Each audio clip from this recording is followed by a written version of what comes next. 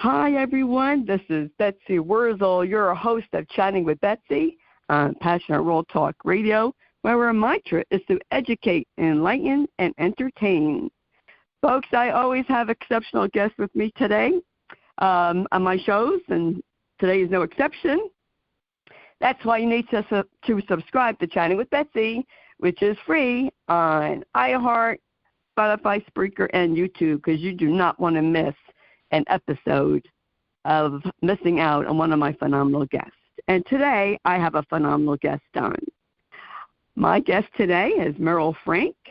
She is an American politician, a nonprofit executive, and a diplomat. And she wrote a book. She is author and writer of Unearthed, a lost actress, a forbidden book, and the search for life in the shadow of the Holocaust. The book is about her cousin, Franya, and I want to welcome Meryl Frank to Chatting with Betsy. Thank you, Betsy.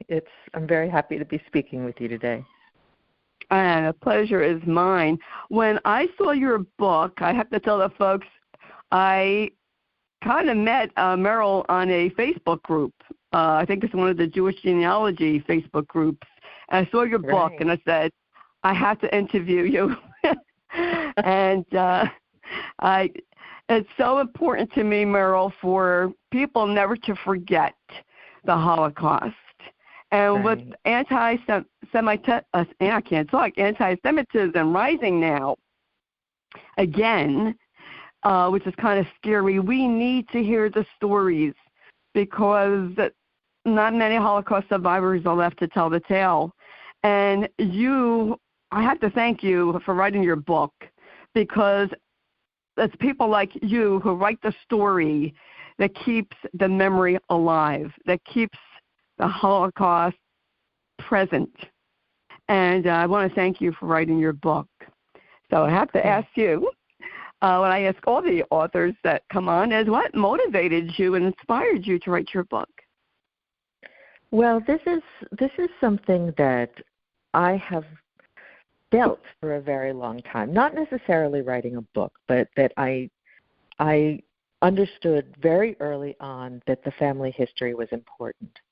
I was designated in my family as what I call the memorial candle. It's actually an Israeli term.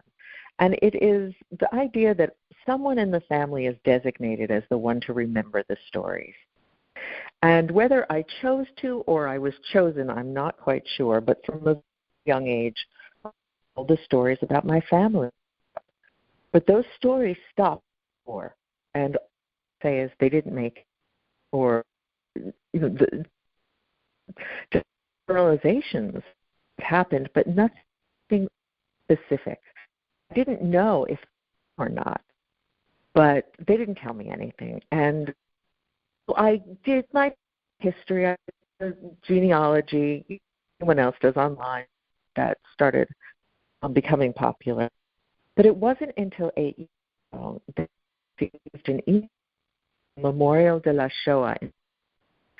Someone had delivered 50 of an actress and her family and didn't know who they were, and else that was about to be demolished.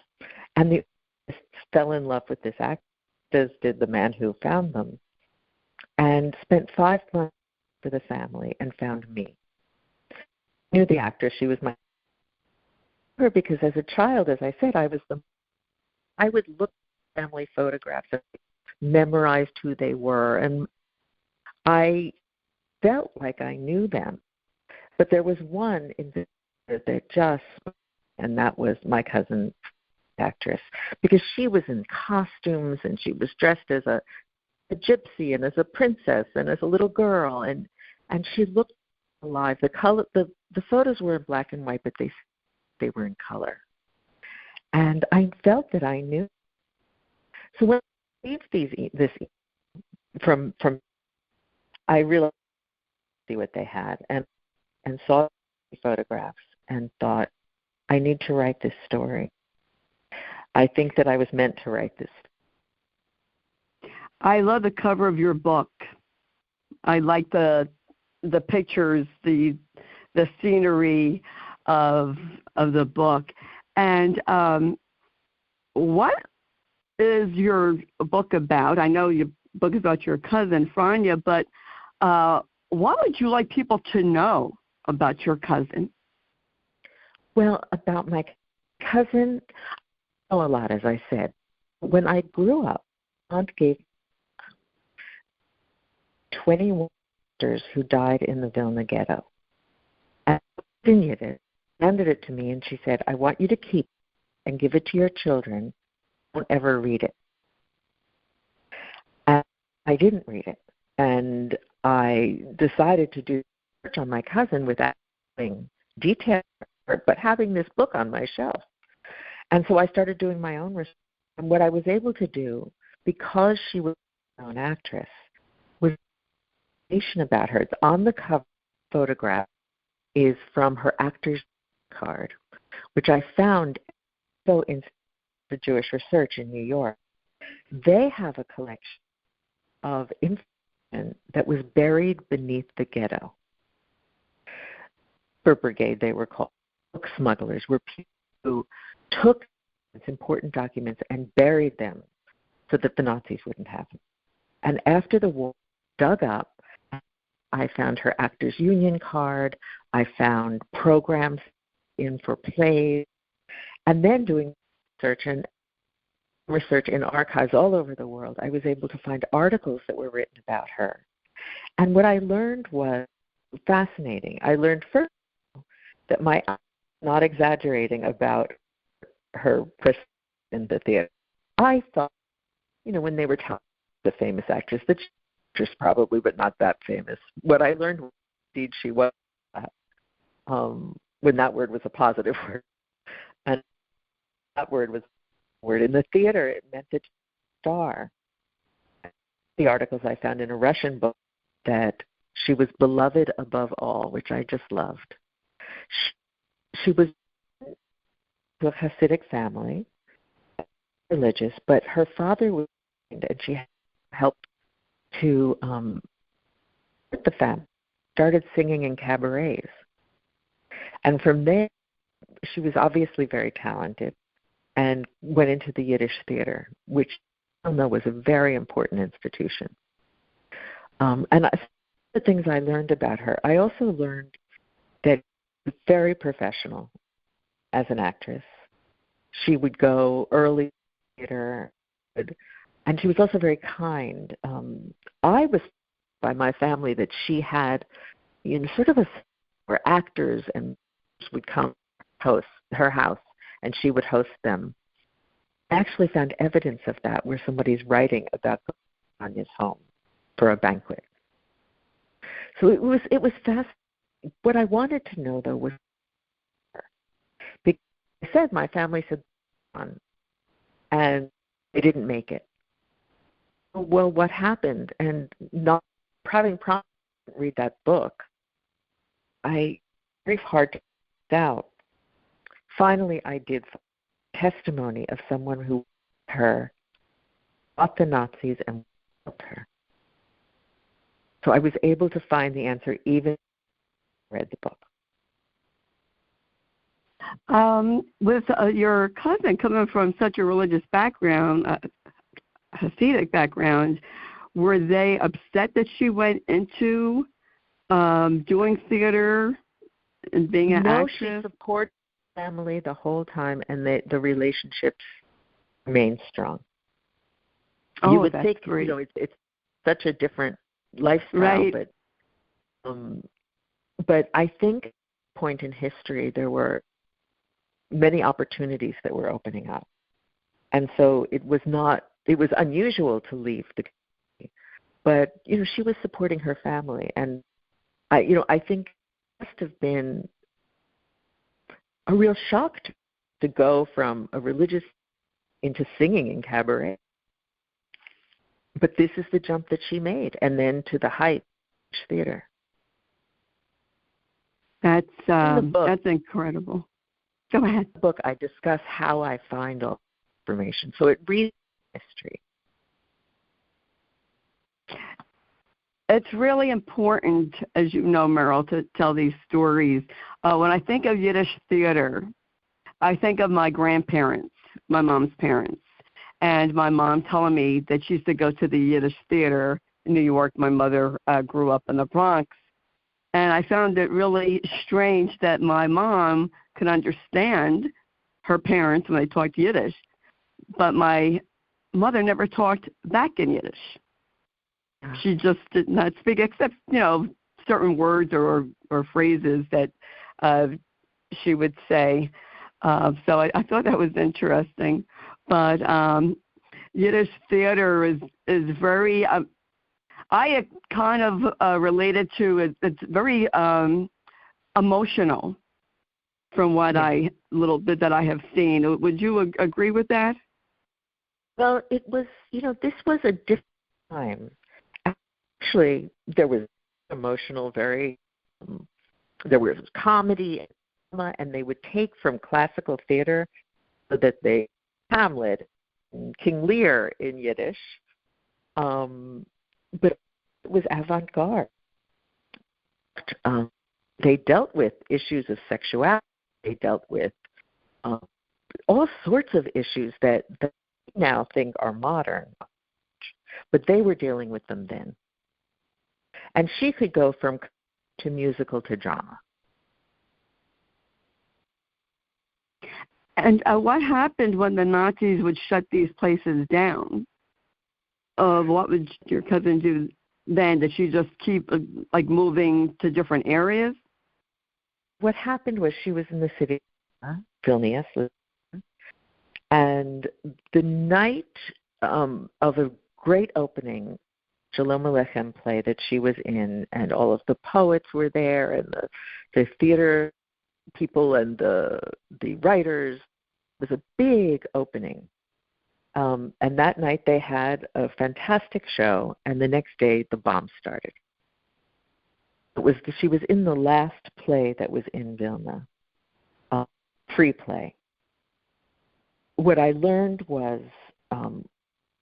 when I finally read the book, was that she kept herself busy by sewing clothes for the children, by doing things that who are in hard situations do. They were in a situation where they had to find a way to live, and that until she escaped. It's very moving when you hear of what people went through during this time. It's mind-boggling, I think, for the people now, especially the young people, because I don't think they're taught the Holocaust the way we were. I was shown films as a young child. I'm sure you probably were, Meryl. Yeah. You showed, films, which gave me nightmares for days. But it's scary to think, this could happen again. And right.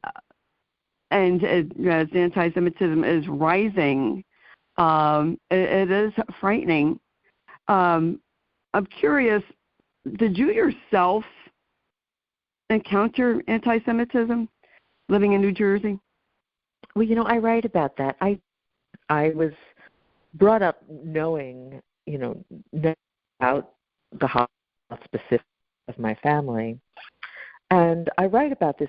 I would with my friends and they'd sing Christmas carols and they'd throw a dreidel song in.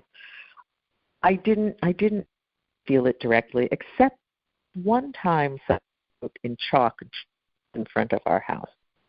And I never told my parents. I just went out with my hand and erased it. But it's obviously stuck with me.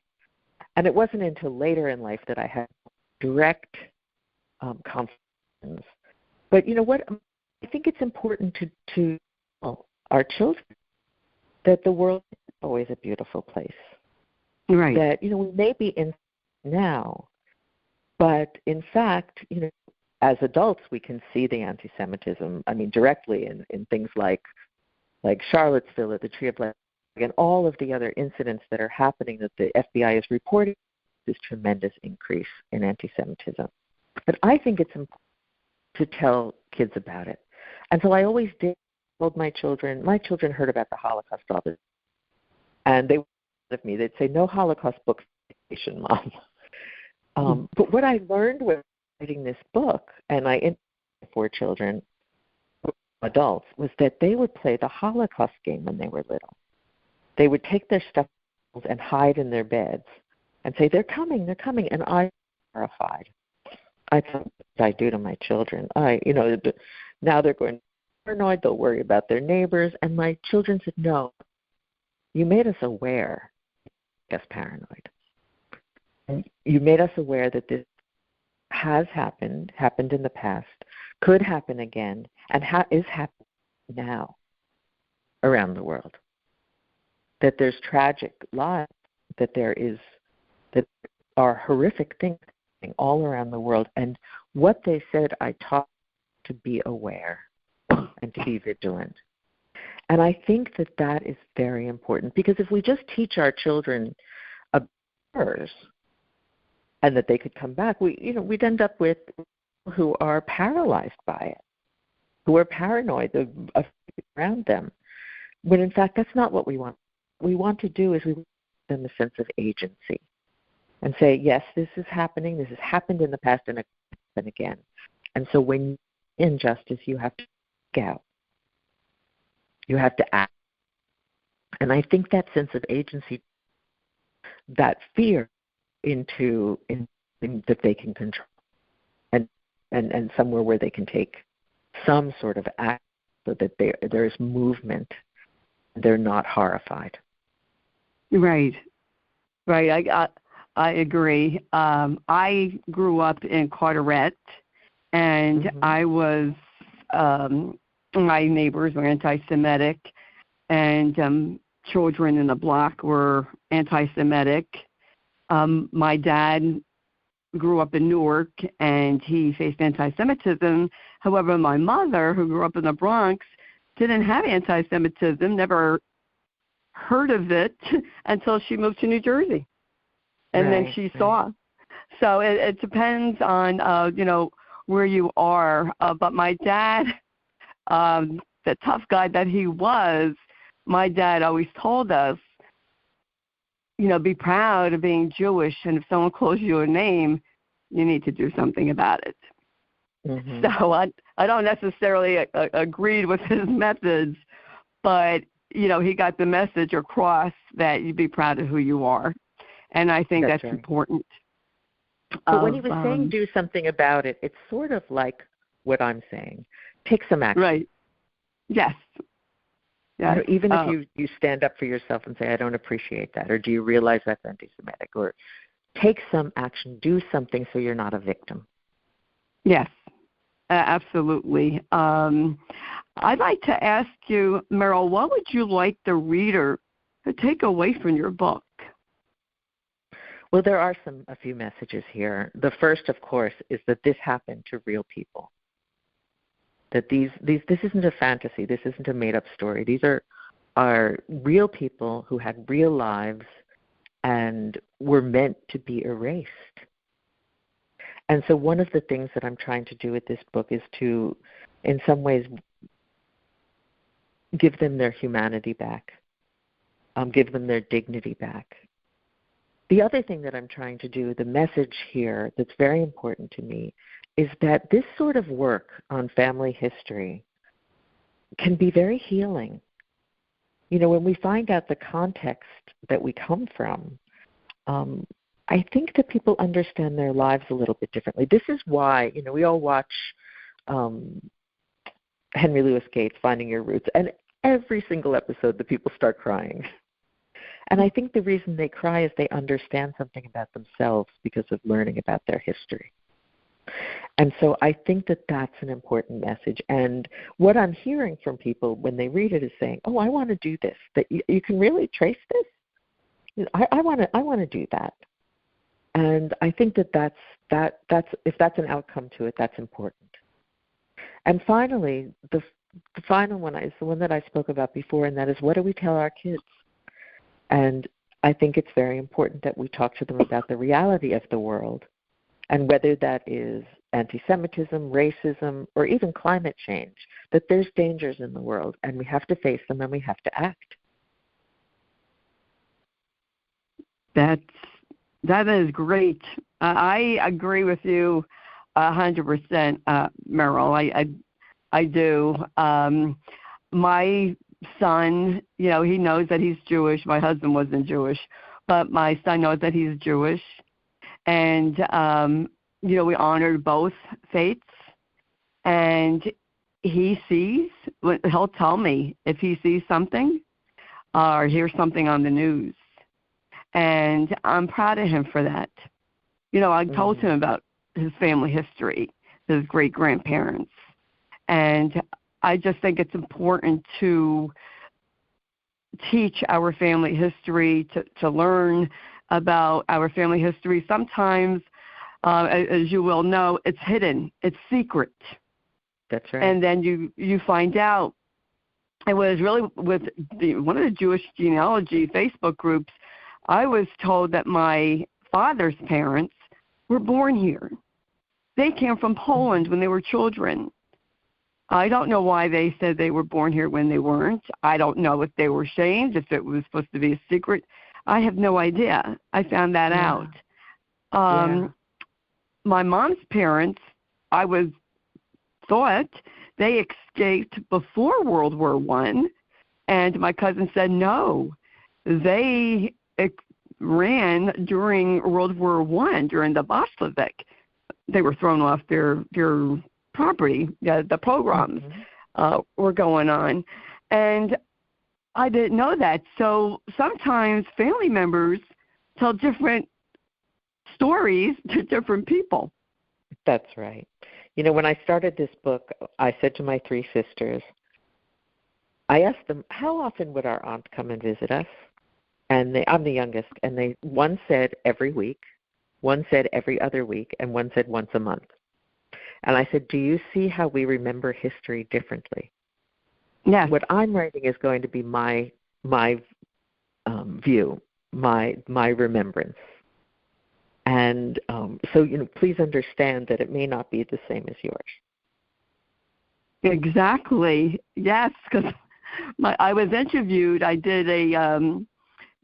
was a guest in someone's show and talked about my grandmother, and my cousin listened to it, and she called me, she goes, that's not what happened.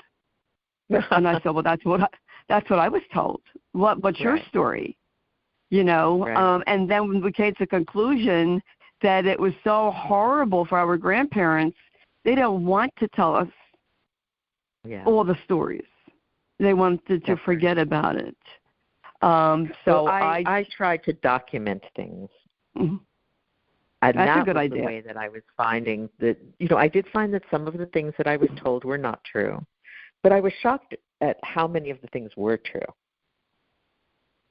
And that was very important to find out.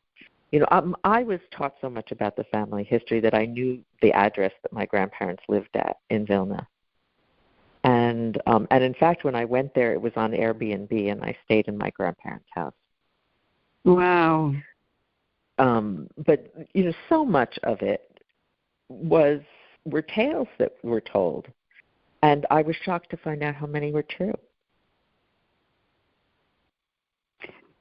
Yes, it's to tell people like what people went through.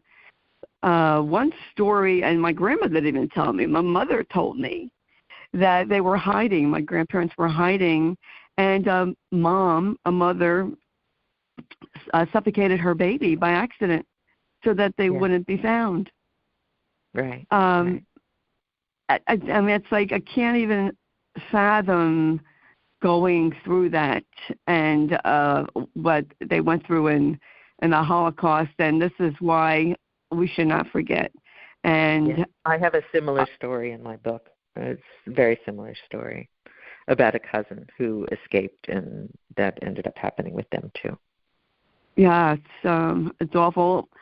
Meryl Frank, I want to thank you for writing your book, and I want to thank you for coming on my show And I'd like to for you to give information, your website, of where people can get your book and get into contact with you.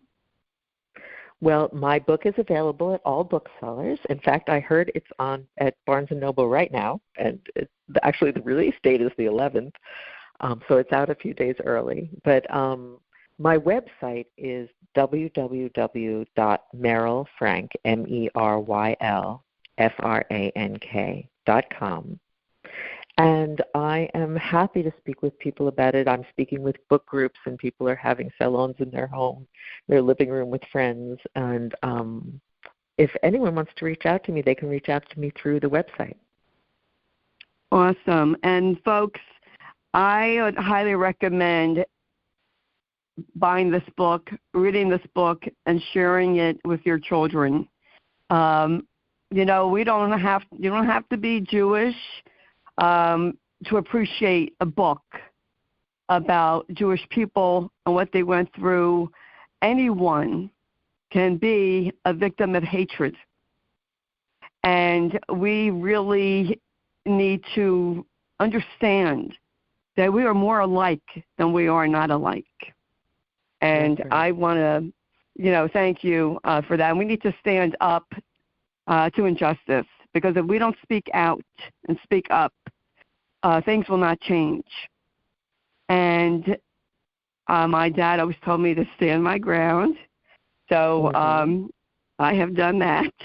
And I did face anti-Semitism. It's not pleasant. It's scary. My parents' house was graffitied. Thankfully, it was shaving cream. And this is by children who played in our backyard. Nobody was turned away from our backyard. And it's hurtful, very hurtful. And you feel violated. And that's just getting a house graffiti and being called names. So I can't even imagine when people dehumanize somebody and speak of them in such an evil way, it makes my stomach turn. But I thank you again, Meryl Frank, for coming on. And folks, you get the book Amazon.com. It's coming out April 11th, which is right around the corner. So by the time this is posted, it will be out at Barnes & Noble. And I hope people will read it and contact you. And thank you again for coming on my show. I appreciate it. Thank you, Betsy. You're welcome. Folks, I want to let you all know that the information about Meryl Frank will be in the blog, so please read the blog that Jeannie White, who's station manager, writes. Thank you, Jeannie, and Jeannie produces the show. And I want to thank Lillian Caldwell, CEO of Passionate World Talk Radio, who makes this all possible. And thank you for listening. Please share this show to help other people to get the word out. I have many different guests on my show about many different topics, and I really feel like you don't want to miss it. And when you share the show, you are helping me help others, and that is honoring my husband Matt's memory. So I really do appreciate it. And as I always say at the end of my show, in a world where you could be anything, please be kind and shine your light bright, because if we all did that, it would be a much kinder, brighter world. Oh, and before I forget, you could follow me on Facebook, Betsy Wurzel, Betsye. It's my initial, Wurzel. And if you are a caregiver, know a caregiver, or you want to learn about what it's like to be a caregiver and need support, please join my Facebook group, #Kick Alzheimer's Ass Movement, because nobody should ever walk this journey alone, during or after caregiving. And that's all I have to say today, folks. Thank you very much. This is Betsy Wurzel, your host of Chatting with Betsy. Bye-bye now.